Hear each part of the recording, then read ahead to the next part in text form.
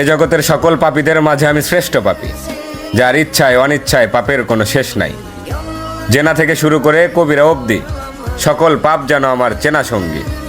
তাই আমিও যদি কিছু চাই, তাহলে কি আমাকেও দেওয়া হবে তোমার অনুগত বান্দাদের ন্যায়? কেননা আমি শুনেছি তুমি রহমান, তুমি রহিম, তুমি এমন এক আল্লাহ যার কাছে চাওয়ার মতো চাইলে নাকি ফিরিয়ে দিতে লজ্জা পাও বান্দার হাত। তাই এবার আমিও তোমার চরণে উৎসর্গ করে দিলাম আমার শান্তির ঘুমের নিশিরাত।